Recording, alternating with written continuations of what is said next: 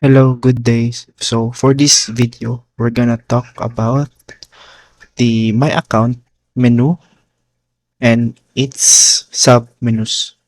So, ang una nating itatakol is ang user profile. So, dito sa My Account profile, dito mo makikita ang information ng user. So, we have the basic information, employee number, job position, job status, and date hired. And sa second section, dito mo gagawin kung gusto mo mag-change password. So, ang una mo gagawin is i-entry your current password and then type on the new password and confirm password and update changes.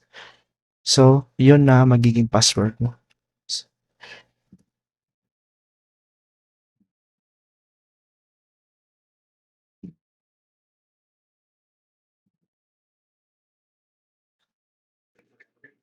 Next section is the QR code section. So, itong QR code na to, ito yung gagamitin mo for the QR scanner for punch in, for meals, or for punch out, and for other transactions ng HRIS na need ng QR code. So, this will be your default QR code sa lahat ng functionalities ng HRIS na kailangan ng QR code. So, it is downloadable. Click mo lang tong download icon and it will generate your QR code. So, pwede mo na ito i-save or screenshot or some other more. Next section is the employees whole information, iba't ibang information. So, dito meron tayong iba't ibang tabs, meron tayong employee information with sub-tabs, personal, educational licenses, family beneficiaries. Next tab is payslip. So, after ng mag-generate ng PS Pro ng payroll, if it's payday na, if it's 15th or 30th, 31st of the month, so lalabas dito yung payslip mo. Next is your work schedule. So dito makikita mo yung work schedule mo from the current cutoff. So pwede mo din itong i-change into past cutoffs or future cutoffs. Next is your certificates. So dito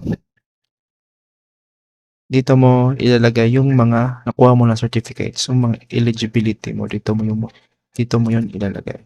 I-add mo lang dito. Then merong mga entries dyan and attachment.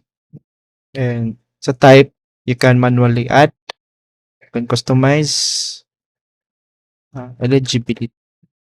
Okay? So, ma-add na yun sa drop-down. So, this one with allotted budget, yes or no. Meron kasing certificates na cater ng company and meron silang budget dyan. So, si HR ng bala or kung sino ang may i-assign para dyan. Kung meron bang allotted budget para sa certificate na yan or para sa eligibility na yan. And from to, kung kailan nagsimula or at kailan natapos yung eligibility or yung seminar or certificate mo. And then remarks. So, yun lang basically for the certificate. Next is the loans. So, dito makikita mo yung current loans mo. Dito makikita mo yung current loans mo na active up to date. And next is job history. So, Dito will be the list of your job history from your first job position and your promotions. So, dito yan lahat marilista sa job history. Next is the assets. Dito is the list of kung ano ang mga assets na nilaan sa'yo ng company. Okay, so balik tayo sa employee information. So dito sa employee information, meron tayong mga sub-tabs. So meron tayong personal, which you can manually update kung meron kang gustong baguhin, except lang sa iyong contribution. And then, if after meron kang gustong i-change and tapos ka na, just click the update personal details. Next is the educational background. So, we did not limit it to elementary, high school, and college kasi meron pang other types of educations like masteral and so on. So, kung meron kang gustong idagdag, so simply click the plus icon button and then pipili ka kung anong level, ano tayo, elementary, secondary, vocational college, graduate studies, kung anong school, anong education, kailan, at kung period from to period 2, kailan ka nag-graduate, at ano yung mga honors na na-receive mo. And then click save. Okay? Dito naman sa licenses, so yung mga iba't ibang mga lisensya na meron ka. So, kapareho ng educational background, click mo lang yun itong plus icon button, the name of your license, rating, so, if applicable, kasi kung ito ba ay eligibility na license or anything, and then yung validity and other entries dito.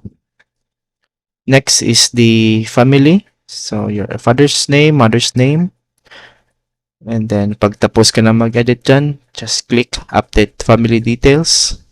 And then siblings, so we have multiple or one siblings, so just click the plus icon button kung gusto ating sibling.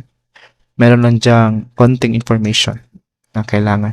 Full name, birth date, contact number, at email. And same as children. Then, kung meron kang mga anak. And next, sunod naman is next to kin. So, same lang sila. Name, birthday, contact number. Mga next to kin. Sunod naman is ang beneficiaries. So, dito dadagdag mo yung mga beneficiaries para sa yung PhilHealth, SSS, and HDMF or Pag-ibig. So, just click on the plus icon button. Then, kung anong full name at birth date. Yun lang ang information na needed for this beneficiaries. Full name at birth. Need ang birth date para ma-check if eligible ka ba na makakuha sa kanyang benefits. So, all in all, that's all for the profile. And next natin is the submenu na daily time record. So, dito is your DTR.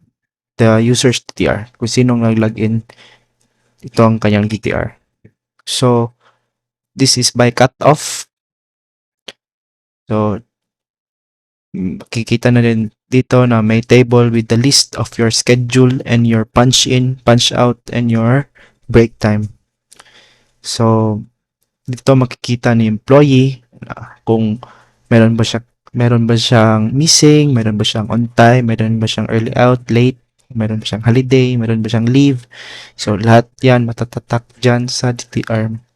So, sa ibabaw, makikita natin ang color legend. So, iba't ibang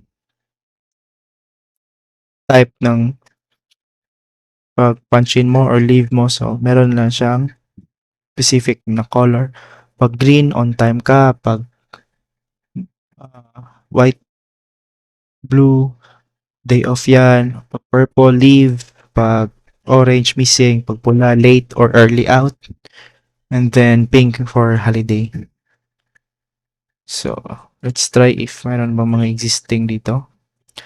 So, like this one, meron holiday sa February 2 and sa February 4, knock off leave siya, ay knock off leave, holiday, and on time siya pag time in niya.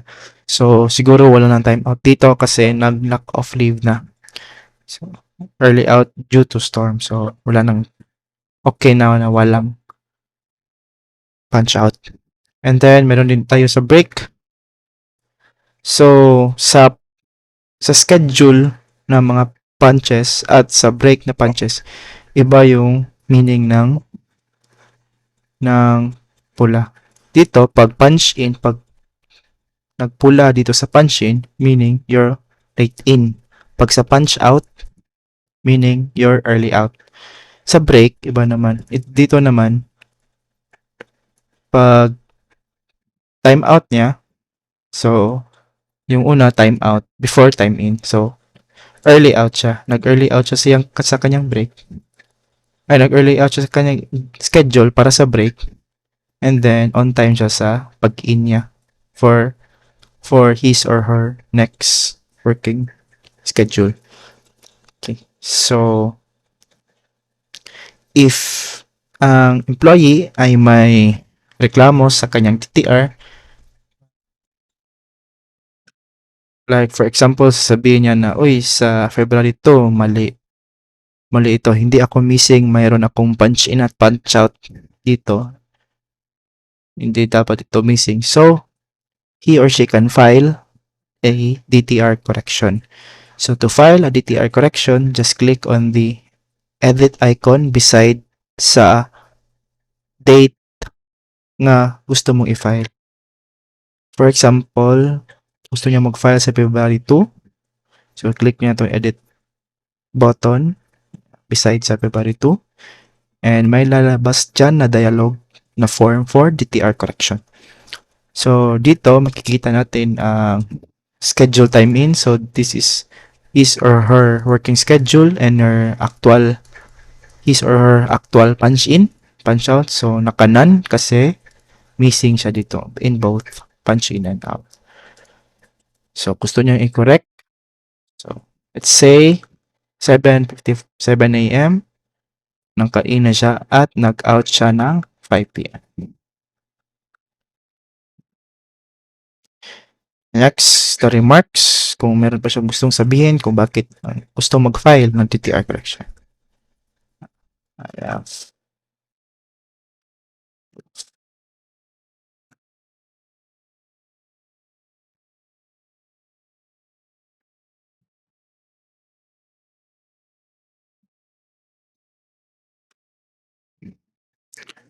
And then, pag natapos niyang ma-fill out lahat ng necessary na entries, so click na lang yung quest correction.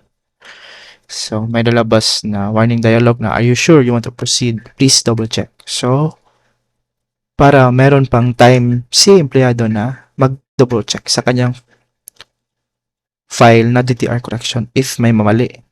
So, baka nagkamali sa date or sa time, so pwede pa niya ma-double check. So, if okay na talaga siya, so he can yes, proceed. So, yung form na yon ay napunta na dun sa pending forms ng HR, ng head, tsaka ng supervisor. So, take note, once nag-file ka na ng TR correction at na-save mo na siya, hindi mo na siya pwedeng i-edit pa. This is a one-time scenario only. Hindi ka na pwede mag-edit.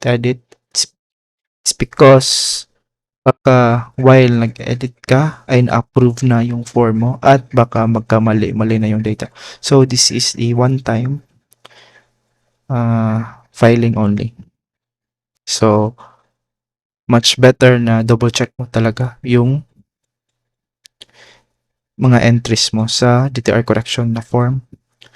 So once naka-file na siya, may lalabas dito na tab na signatory, which makikita niya kung nag-approve na ba yung section head, yung department head, at yung HR department. Kung, kung nag-decline ba sila or nag-approve.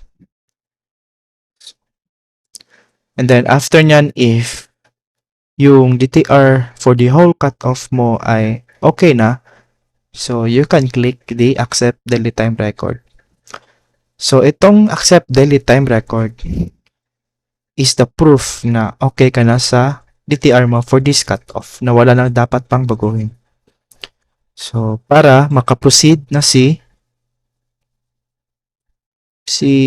user na may na payroll sa kanyang pag-generate ng payroll. So if all is okay, so click mo lang yung accept daily time record and meron nang lalabas dyan na label na daily time record accepted. So when click mo na to, wala na yung bawian at na-accept mo na yung DTR mo na okay na lahat. So that's all for the daily time record ng user, ng current user. Okay.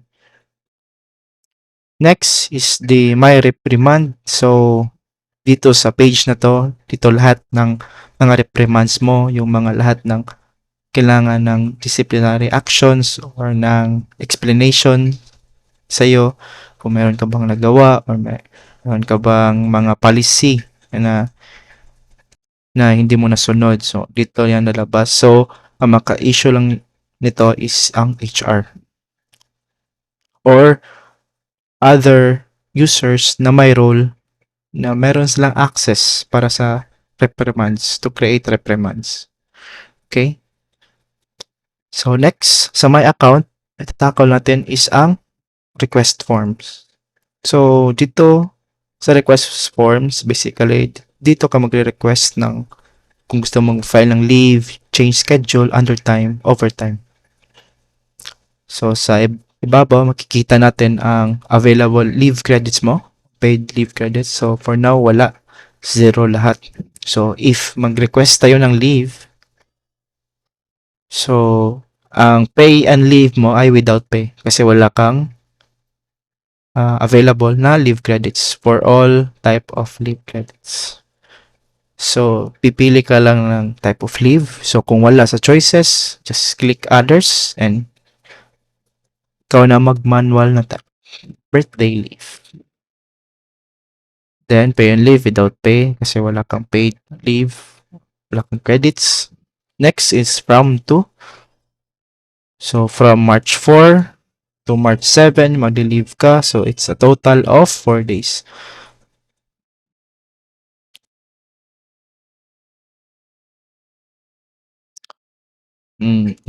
Let's just say March 15 to 21.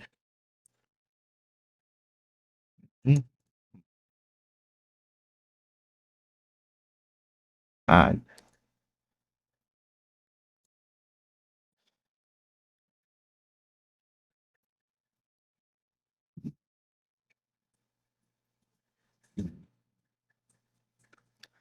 okay, for once na na-set up mo na yung from and to, so it will list on this table for each date range sa sinet mo sa from and to.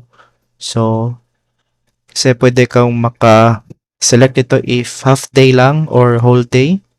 So, meron tayong first half and second half. So, from 8 to 12:30 p.m. or 12:30 p.m. to 5 p.m. or whole day mo. And if mag-half day ka kanina, whole day tayo, 9. Ang total days is 9. So, basically, this is the total days sa lahat ng 9 mo. And then, kung mag-half day ka, it will be 0.5. 8.5. So, ang total ng leave days mo ay like natin all day ay 9 days. Kasama na dito ang mga day off mo. But not to worry, hindi yan kung may leave credits ka, hindi yan mababawasan ng 9 days talaga. Yun lang yung mayroon kang work schedule. Dito lang pinapakita lang kung ilang days lahat ang leave mo. But kasi minsan tentative kasi if meron ka if hindi ka pa nagawa ng schedule or ongoing pa paggawa ng schedule for 16 to 19 mo. Kaya for safety net tinota lang lahat ng days sa range ng days sa leave mo. So after that, if okay na nakaset up, one thing is that pala is when you know nga sa 16 to A19 wala ka talagang schedule niyan. Meron ka ng proof, meron ka ng sinabihan ka na ng head mo na wala ka na day off ka yung mga araw na yan, pwede mo yan close yung mga date na yan. So, para reset yung total days mo. So, kung alam mo talaga na wala kang schedule sa mga day off dito, so, remove mo lang yan sila. Para hindi sila masali sa total days mo. Okay? So, if di ka pa sure, so, much better na leave it as it is. Kung dito naman, kung sa March 12 at 13, dito kasali sa leave mo, March 11 lang, tsaka 14, 15, so you can manually remove that. So, para meron siyang guide dito na March 11 lang, 14 at 15 lang yung leave mo. Then, yung reason ng leave mo, then after that, click mo lang yung save. Okay. So, approval pending. Next is ang change schedule. So, dito sa change schedule na form, we have 4 types of change schedule. We have shift change, straight duty, cancel day off, change day off. Straight duty is something like overtime lang din. Siguro may mga times na kailangan mo mag-file ng straight duty. But ang ginagamit kadalasan is ang shift change. So, gusto mo mag-shift change. Let's just say sa March 13, 8 a.m. to 5 p.m. ka gusto mo mag 9 a.m. to 6 p.m.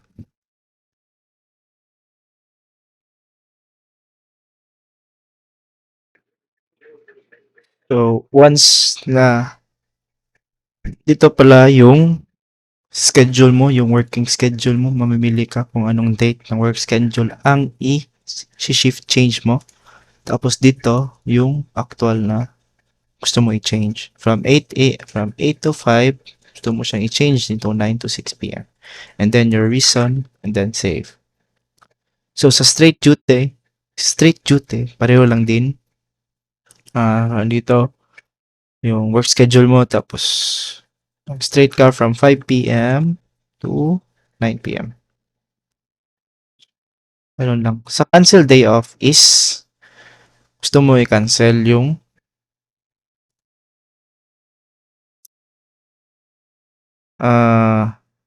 is basically kung day off ka sa araw na to, tapos i-cancel day off mo, so gusto mong trabaho sa araw na yan, so gusto mo i-cancel day off. So, para malagyan siya ng schedule, so pa-file mo lang na cancel day off. Next is the change day off. So, sa change day off, merong konting dagdag sa entries. So, sa change day off, kailangan mo ng reliever kung sino yung gusto mong maka-exchange ng schedule.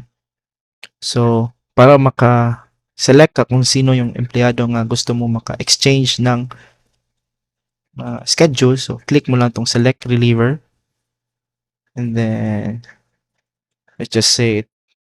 So, dito makikita din natin na day off sila na sa araw na yan. Day off sila. So, kumbaga pwede rin to change day off. So, day off niya, top day off niya, sample, day off niya, tapos work schedule mo. Ngayon, araw na to, gusto mo mag-day off ngayon, tapos siya ang magtrabaho. So, select reliever, and then select yung mga tao na naka-day off, kung sino, and then done.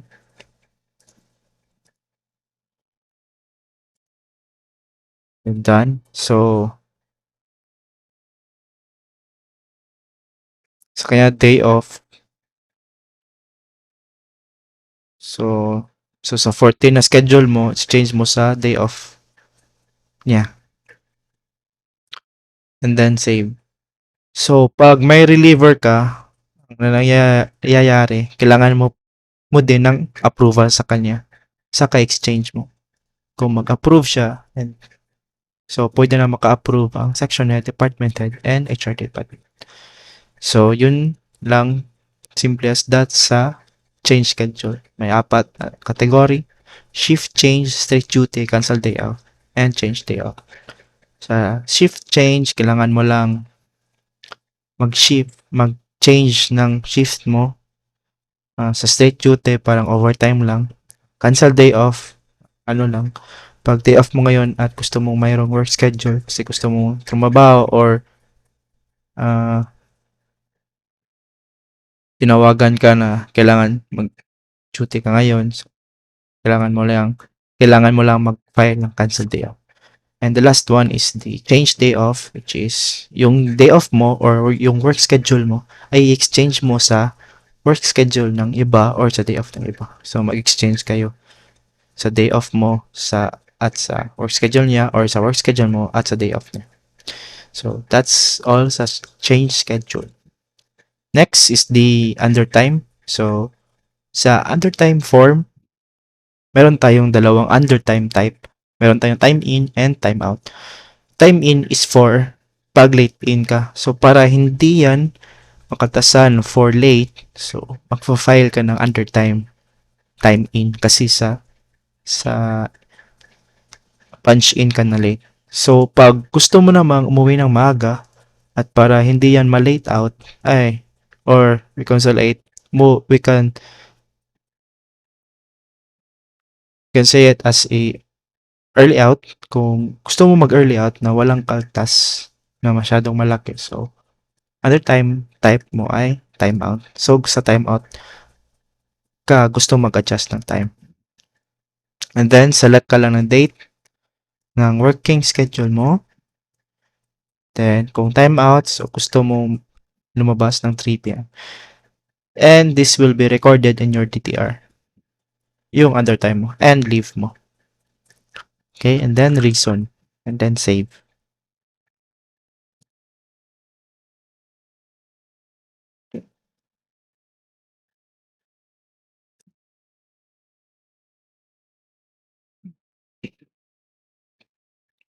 Okay.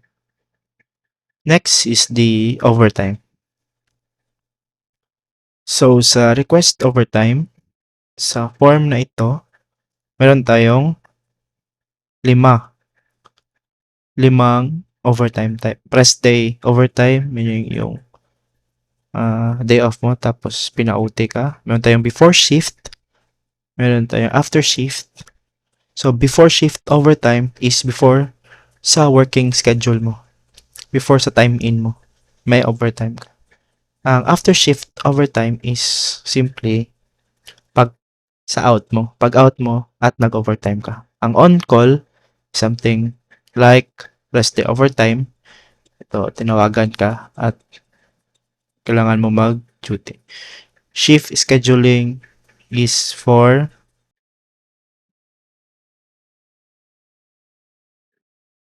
Ito ay for parang putol-putol na pag-overtime. So, kapareho lang ng ibang forms, mag-select ka lang ng date kung kailan ka nag-overtime. And by the way, ang pag-file pala ng overtime is after i-consider ang pag-file mo after galing pag out mo 24 hours galing sa pag-out mo. Yun lang ang allocated na time na pwede mo i-file ng overtime yung overtime mo. So next is before shift. So sa before shift or after shift need mo lang na meron kang schedule. Then kung hanggang so automatic na yan magpi-fill up. So ito yung work schedule mo 8 to 5. So nag-start ka ng overtime mo from 5 p.m. to hanggang kailan. So same as before shift. So ang out mo is 8 a.m. kasi before. So from 6 a.m. ka na overtime hanggang 8 a.m. Tapos schedule mo na pag 8 a.m. to 5 p.m.